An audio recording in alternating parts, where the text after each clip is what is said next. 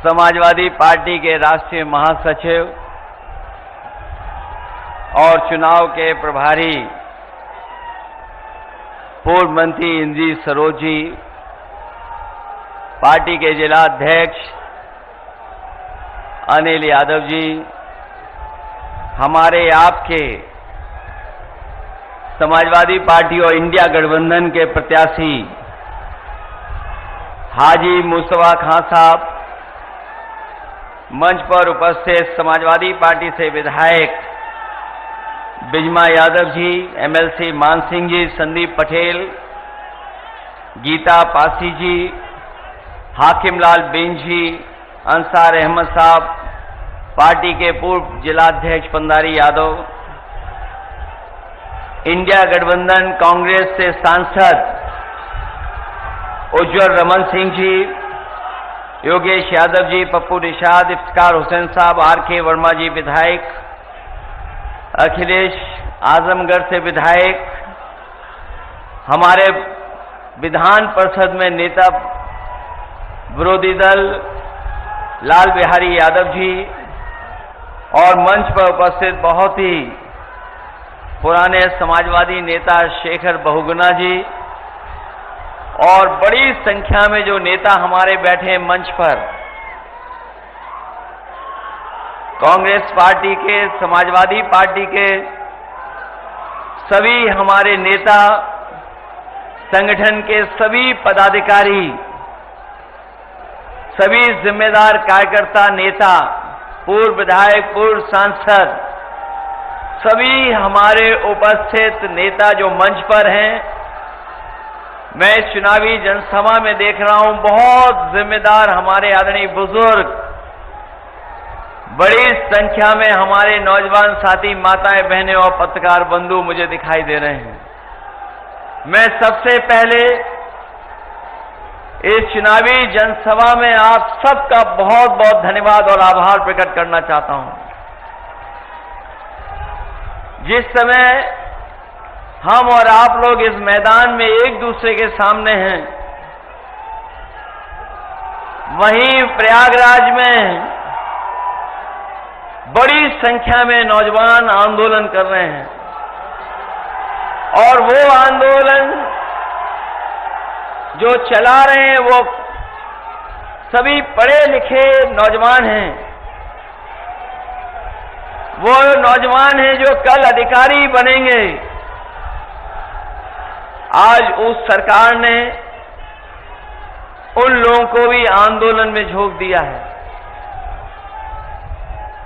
वहीं मैं तमाम युवक युवतियों को बधाई देना चाहता हूं कि अपनी आवाज को बुलंद करने के लिए वो पीछे नहीं हटे। सरकार तमाम तरीके अपना रही है, लेकिन उसके बावजूद भी नौजवान आज धरने पर बैठ करके अपनी मांग को लेकर के सरकार को जगाना चाहते हैं, सरकार के सामने रखना चाहते हैं।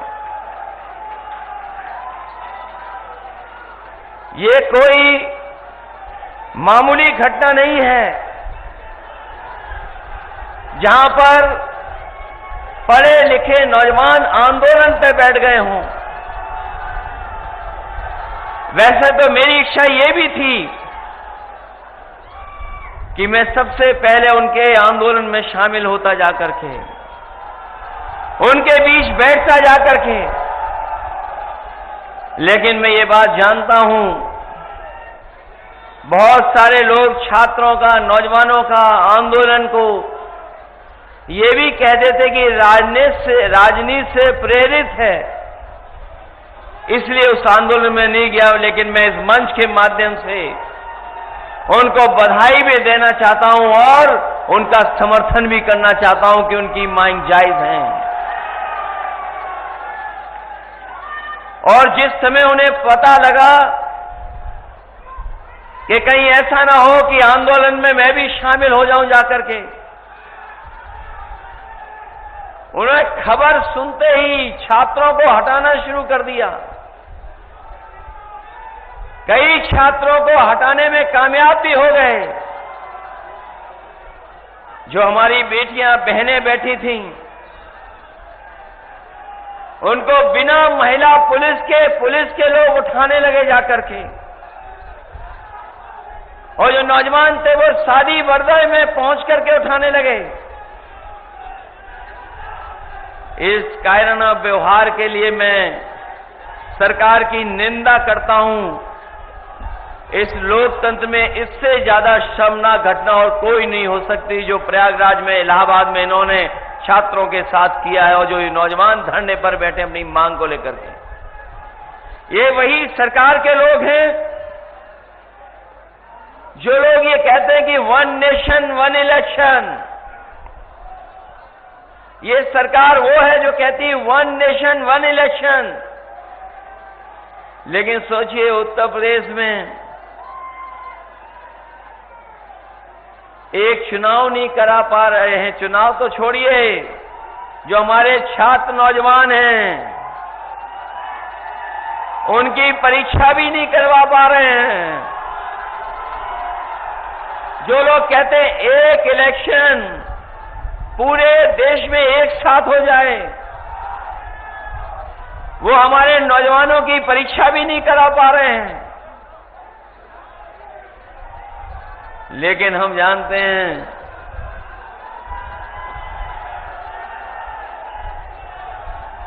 ये भारतीय जनता पार्टी में और इस सरकार के एजेंडे में न नौकरी है, न सौहार्द है, न भाईचारा है।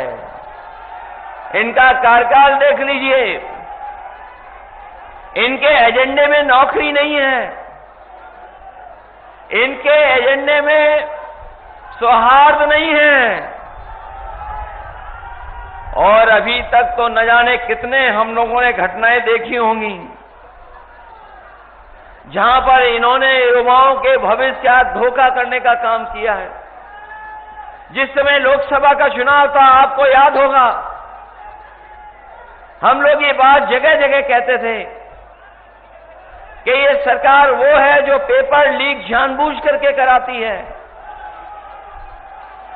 और पेपर लीक इसलिए सरकार कराती थी क्योंकि नौकरी इनके एजेंडे में नहीं थी।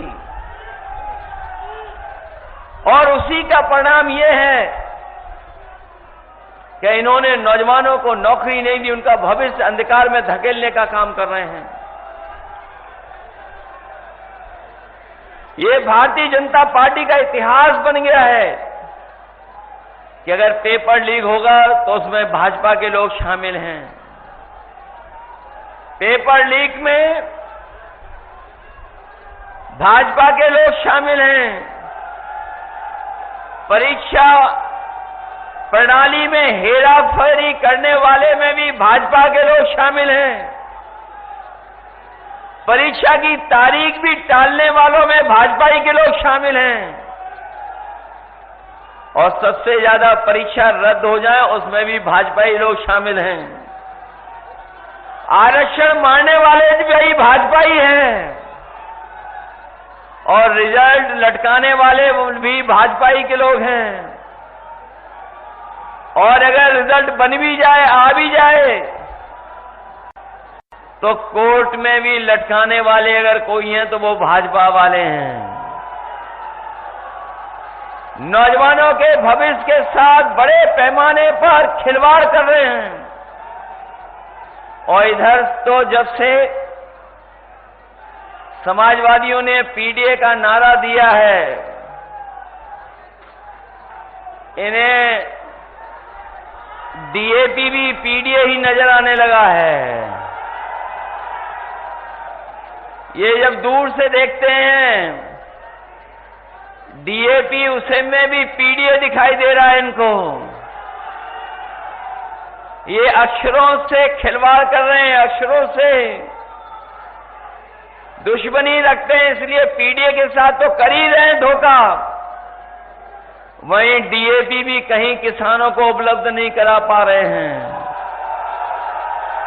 अभी तक तो ये बोरी की चोरी करते थे, अब तो डीएपी की पूरी बोरी चोरी कर ली है इन्होंने। जो हमारा किसान इस सरकार में उम्मीद करता था कि उसकी पैदावार बढ़ जाएगी, आय बढ़ जाएगी, लेकिन इस सरकार ने उनकी आय और पैदावार के साथ भी सरकार की योजनाएं नहीं जोड़ी, किसानों को अपने हाल पर छोड़ दिया। ये वही लोग हैं जिन्होंने नारा दिया था कि किसानों की आय दोगुनी हो जाएगी, लेकिन जब आंकड़े अभी आए हैं तो अभी तक के इतिहास की सबसे महंगी दर अगर कहीं महंगाई में देखने को मिल रही तो इनकी सरकार में दिख रही है। हमारे किसानों के साथ भी धोखा हो गया। और फिर ये सरकार कौन सा नारा दे रही है? ये सरकार नारा कौन सा दे रही है? जब ये सरकार के हाथ में कुछ नहीं बचा,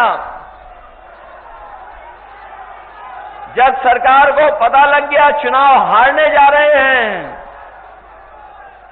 तो ये चुनाव की तारीख भी टाल रहे हैं। पहले ये चुनाव 13 तारीख को हो रहा था, 13 तारीख को चुनाव होने जा रहा था, और जिस समय त्योहार पर लोग छुट्टी के बहाने घर आए थे त्योहार मनाने, जब त्योहार मनाने दूर दूर से चले आए लोग, उन्होंने अपनी छुट्टियां बढ़ा ली, ये देखते हुए कि 13 तारीख को वोट डाल करके जाएंगे। जब ये भनक भारतीय जनता पार्टी के लोगों को पता लगी तो उन्होंने चुनाव भी टाल दिए। जो चुनाव टालने वाले हैं वो बहुत बुरे हारने जा रहे हैं। पहले चुनाव इन्होंने अयोध्या का टाला, याद होगा आपको, चुनाव अयोध्या का टाला। मुख्यमंत्री जी 1 बार गए, 2 बार गए, 3 बार गए, और जब उन्होंने अपना इंटरनल सर्वे करवाया तो उनको जानकारी हो गई कि इंटरनल सर्वे में वो जीत नहीं रहे हैं। उन्होंने चुनाव वहां का भी टाल दिया। ये जितना चुनाव टालेंगे उतना ही बुरा इस बार बाई इलेक्शन में हारने जा रहे हैं। और यहां के लोग तो मन बनाए बैठे हैं। अभी जो लोकसभा चुनाव में बेईमानी हुई है, ये चुनाव जीता जिताया आपके हाथ से छीन लिया। फूलपुर का चुनाव लोकसभा का पूरे के पूरे लोग देश के जान गए थे ये जीत गए, क्योंकि जिस समय वो कार्यक्रम था इंडिया गठबंधन का, जन समर्थन और जन सैलाब इतना दिखाई दिया कि विरोधियों के होश उड़ गए। जो लोग वोट से नहीं जीत सकते थे, उन्होंने अधिकारियों को आगे कर करके चुनाव को जीतने का काम किया। आप हारे नहीं हैं, केवल आपको प्रमाण नहीं दिया अधिकारियों ने। और जिन्हें 22 का चुनाव याद होगा,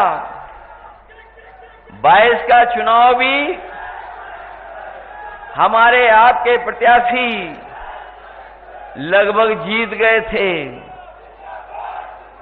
जिन्होंने बैलेट वाले वोट देखे होंगे वो जानते होंगे कि बैलेट में बीजेपी से दुगने वोटों से जीते थे। जब इन्हें लगा कि ये चुनाव हाथ से निकल गया तो बेईमानी कर करके इनको हरा दिया था। याद है कि नहीं याद है? मामूली वोटों से हारे। लेकिन इस बार तो लग रहा है कि यहां पर रिकॉर्ड बनने जा रहा है। इस बार पहले से ही बीजेपी को पता लग गया कि यहां से रिकॉर्ड मतों से जीतने जा रहे हैं। और मुझे तो ये लगता है कि पहली बार ऐसा समर्थन हर वर्ग से मिल रहा होगा। इतना समर्थन, इतना साथ और इतने समीकरण के साथ कभी चुनाव समाजवादी पार्टी के पक्ष में नहीं बना। इस बार तो ऐसा लग रहा है कि मुस्तफा सिद्दीकी साहब अभी तक की सबसे बड़ी जीत जीतने जा रहे हैं। और इसीलिए जो हमारे लखनऊ वाले हैं उनकी भाषा बदली बदली नजर आ रही है। उनका पीडीए का जो फुल फॉर्म है जो पीडीए का फुल फॉर्म है वो भी नहीं समझ पा रहे हैं।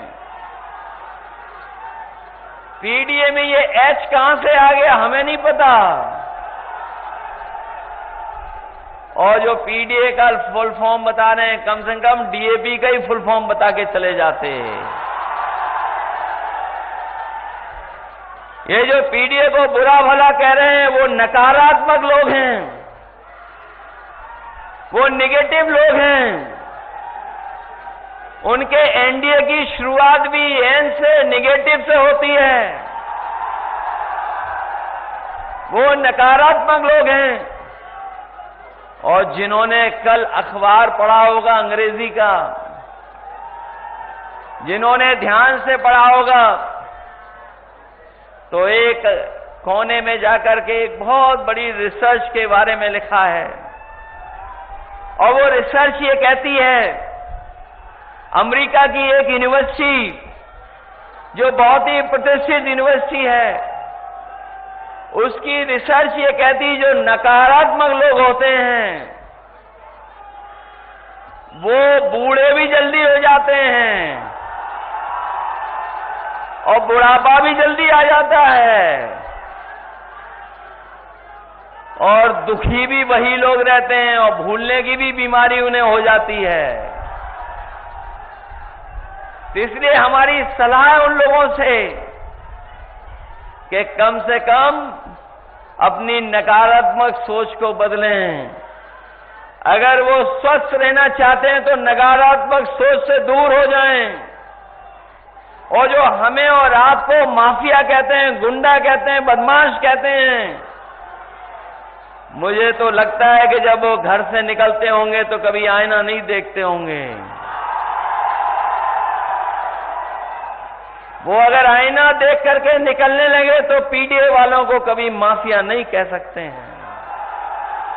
ये पीडीए पॉजिटिव पॉलिटिक्स का आंदोलन है, ये हमारी सकारात्मक सोच का आंदोलन है। पीडीए का मतलब है प्रोग्रेसिव है, पॉजिटिव है। हम लोग सबका साथ और सबका विकास कर करके पीडीए को आगे बढ़ाना चाहते हैं। लेकिन पीडीए को देख करके कुछ लोगों को पेट में दर्द हो रहा है, उस दर्द को भी अगर कोई दूर करेगा तो पीडीए ही करेगा, और आपका वोट एक एक वोट आपका करेगा। इसलिए हम आपसे कहना चाहते हैं कि ये चुनाव जरूर उपचुनाव है, लेकिन ये उपचुनाव संदेश देगा आने वाले समय को लेकर के जो 2027 में चुनाव होने जा रहा है। और जिन्होंने इतने सालों में काम नहीं किया है, उनसे आप उम्मीद भी क्या कर सकते हो। समय समय पर उन्हें हाई कोर्ट, सुप्रीम कोर्ट ने डांटा है, जो अपने न्याय को और न्याय के लेकर के जगह जगह पर बुलडोजर लेकर के चलते थे। हम पीडीए के लोग और समाजवादी लोग कभी भी बुलडोजर को न्याय का प्रतीक नहीं मान सकते हैं। हम धन्यवाद भी देना चाहते हैं सुप्रीम कोर्ट को, और बधाई भी देंगे उस फैसले को लेकर के, जिस फैसले ने हमेशा हमेशा के लिए बुलडोजर को रोकने का काम किया है। न केवल बुलडोजर को रोका है, बल्कि सरकार पर जुर्माना भी लगाया है, और जुर्माने के साथ साथ सुप्रीम कोर्ट ने यह भी कहा है कि ऐसे दोषी अधिकारी जिन्होंने ऐसी कार्रवाई की है, उनके खिलाफ भी कार्रवाई हो। और अगर अभी कार्रवाई नहीं होगी तो हम अपने साथियों को भरोसा दिलाते हैं, जिन्होंने अन्याय किया है, गरीबों को उजाड़ा है, गरीबों के साथ नुकसान पहुंचाया है, उनके साथ भी कभी न कभी कार्रवाई होगी, उनको भी उसके सामने से गुजरना पड़ेगा। ये जो दोषी लोग हैं, जब से सुप्रीम कोर्ट का ऑर्डर आया है, बहुत से अधिकारियों में सुधार अपने आप आ गया है, और सुधार आना शुरू हो गया है। ऊपर से तो दिखाई देंगे आपके खिलाफ, लेकिन अंदर ही अंदर आपका भी साथ दे रहे हैं,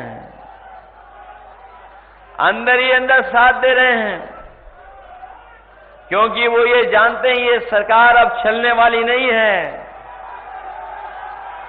ये सरकार जाने वाली है। और आप देख लेना महाराष्ट्र का परिणाम जो भी आएगा, उत्तर प्रदेश के मुख्यमंत्री उसके बाद बचेंगे नहीं, उनकी कुर्सी नहीं बचने वाली। और अगर हम लोग परसेंटेज के हिसाब से सोचें तो 100 में 100 सीटें ये हारने जा रहे हैं, और अगर गिनती में हिसाब किताब लगाओगे तो 9 में 9 सीटें ये हारने जा रहे हैं इस बार। इसीलिए सब ताकत लगा रहे हैं। जब इन्हें पता लगा कि जनता इनके साथ नहीं है, तो थोड़ा बहुत अधिकारियों के माध्यम से भी डरा रहे हैं, धमका रहे हैं, लेकिन वो जानते हैं जनता का जो समर्थन है उससे न केवल सरकार डरी हुई है, बल्कि उनके भाषण सुनोगे तो वो खुद भी हिले हुए दिखाई दे रहे हैं, कुछ कुछ।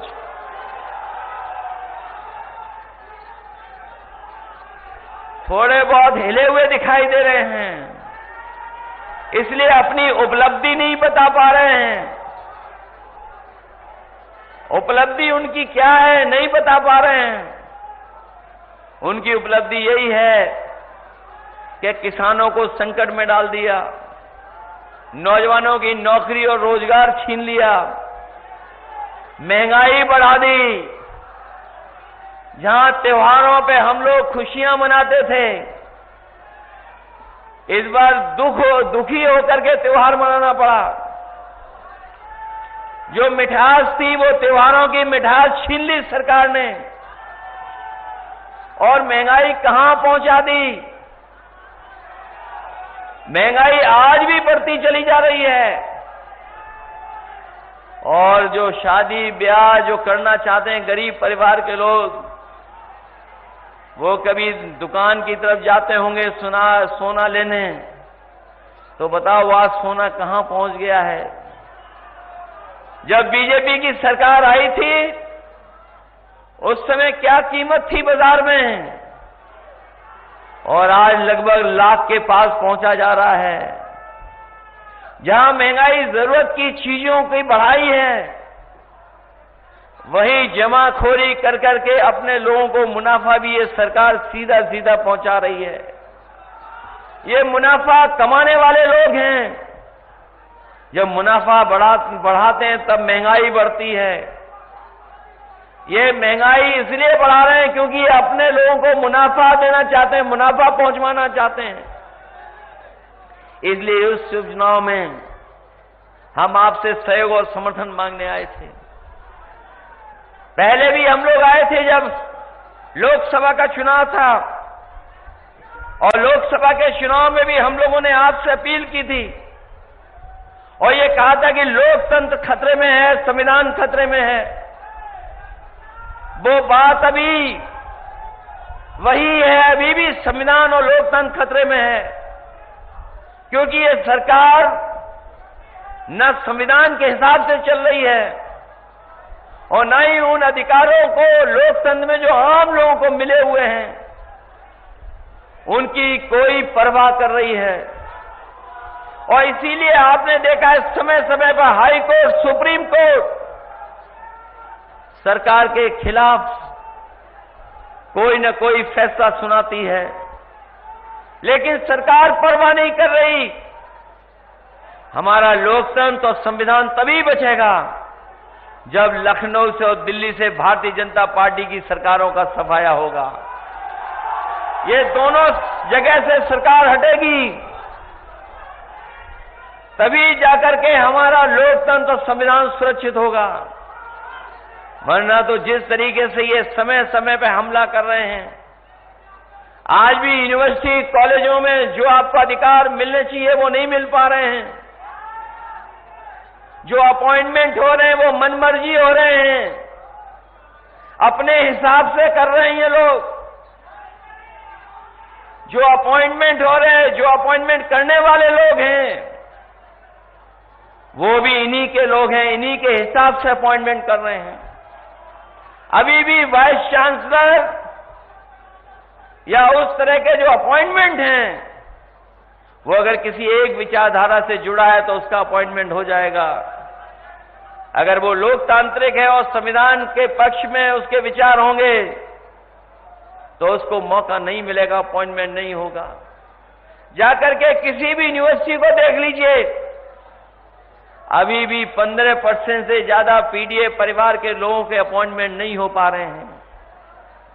जो सेंट्रल यूनिवर्सिटीज हैं या स्टेट यूनिवर्सिटी हैं, आज भी वहां पर जो प्रोफेसर्स हैं, जो नौकरियां हैं, वो 15% से ज्यादा पीडीए परिवार के लोगों को नहीं मिली हैं। अभी भी उनके साथ भेदभाव हो रहा है। और अभी हाल में ही हम लोगों ने उपचुनाव में देखा कि ये सरकार बीएलओ से लेकर के अधिकारियों तक में पोस्टिंग में भेदभाव कर रही है। इन्होंने सूचियां मंगवाई और पूरी देखी एक साथ कि इसमें बीएलओ जो सबसे छोटा कर्मचारी अधिकारी है, कहीं कोई पीडीए परिवार का तो नहीं अपॉइंट हो गया। अगर कोई पीडीए परिवार का था तो उसे तुरंत हटा दिया गया। न केवल बीएलओ स्तर पर भेदभाव किया है, बल्कि ऊपर जो बैठे अधिकारी उनमें भी भेदभाव किया है। और आज भी अगर आप देखोगे तो हर स्तर पर भेदभाव का सामना करना पड़ रहा है। ये लोकतंत्र के पक्षधर लोग नहीं हैं, ये संविधान पर चलने वाले लोग नहीं हैं। इसीलिए पिछले चुनाव में भी, आज भी मैं कहता हूं कि संविधान हमारे लिए संजीवनी है। संविधान ही हमारी ढाल है जो हमारी समय समय में मदद करता है। संविधान ही हमें सुरक्षा देता है, संविधान ही हमें शक्ति देता है और संविधान ही हमारा रक्षा कवच बनकर के हमारी समय समय पर मदद करता है। ये वही संविधान है जो बाबा साहब भीमराव अम्बेडकर जी ने दे करके हमारे आपके अधिकारों को सुरक्षित बनाने का काम किया है। और मैं कहना चाहता हूं कि संविधान और हमारा पीडीए की लड़ाई लगातार चलती रहेगी जब तक हम लोगों को सम्मान नहीं मिलेगा, हक हमें नहीं मिलेगा। लगातार हम लोग इसी रास्ते पर चलते रहेंगे। इसलिए हम आपसे जरूर ये उपचुनाव में कहने आए हैं कि ये कोई चुनाव मामूली चुनाव नहीं है। पूरी ताकत भारतीय जनता पार्टी लगाए हुए है। अपने सभी नेताओं को, जो बड़े बड़े नेता हैं, उन्हें भी भेज रही है। कई ऐसे लोग भी आ रहे होंगे मैदान में जिन्हें कुछ मिलना ही नहीं है कभी, और जो बड़ी बड़ी बातें कर रहे हैं, जो वो बड़ी बड़ी बातें कर रहे हैं, हमें और आपको कभी कभी माफिया अपराधी कहते हैं। अगर इलाहाबाद और प्रयागराज की केवल 2 घटनाओं की जांच हो जाएगी तो भारतीय जनता पार्टी से लेकर के बहुत सारे अधिकारियों की अपने आप पोल खुल जाएगी। ये लोग जो बड़ी बड़ी बातें कर रहे हैं, समय आने पर इनकी पोल भी खुलेगी, कोई बचा नहीं पाएगा इनको। और जिस तरीके से अधिकारियों के माध्यम से चुनाव में हेरा फेरी या परिणाम में फेरबदल किया जाता है, हम लोगों को याद है पिछले लोकसभा चुनाव में कई सीटें हम लोग जीत गए होते, लेकिन इनके अधिकारियों ने और मिलकर के कुछ लोगों ने हेरा फेरी की, जिसकी वजह से कुछ सीटें हम लोग मामूली वोटों से हार गए। लेकिन इस बार हमारा कार्यकर्ता सावधान भी है और मैं आपको सावधान भी करने के लिए आया हूं कि आप लोग पूरी जिम्मेदारी के साथ, पूरी सावधानी के साथ अपना वोट डालने का काम करना। और अगर ये रोके भी आपको, तो ऐसा तो नहीं है कहीं आप लोग वोट डालने के लिए रुक जाओ। मैं आपसे कहना चाहता हूं कि अगर एक बार रोकें तो दोबारा आप लोग वोट डालने जाना। अगर दूसरी बार भी रोकें तो तीसरी बार भी जाना, लेकिन अपना वोट डाल करके जरूर आना। वोट डालने जाओगे आप लोग, सब लोग।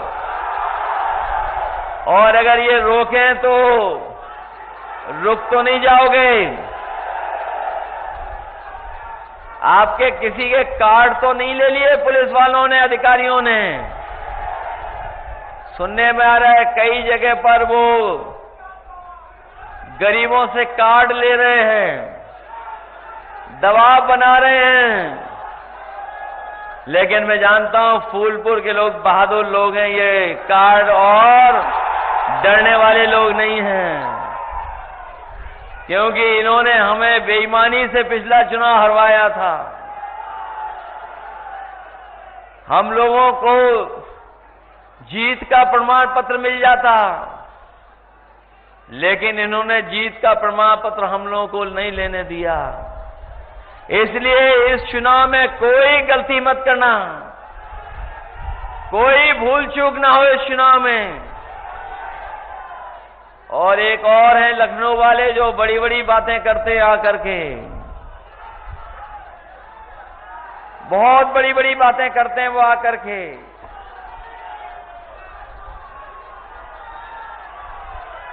लेकिन इस बार तो प्रयागराज के नौजवानों ने ये संदेश दे दिया है, और जो आंदोलनकारियों ने एकदम संदेश साफ कर दिया है, और जो माहौल बना है वो योगी बनाम प्रतियोगी माहौल बन गया है। और हमारे मुख्यमंत्री जी तो बहुत पढ़े लिखे हैं, बहुत जानकार हैं, और इतने जानकार हैं कि सब उल्टा पुल्टा करते हैं। जहां कम बोलना चाहिए वहां ज्यादा बोलते हैं, और इसीलिए कम बोलने की हमारे धर्म में पुरानी परंपरा रही है। इसीलिए हमारे आपके धर्म में मौनी बाबा भी होते हैं, लेकिन ये जब बोलते हैं तब कड़वा बोलते हैं।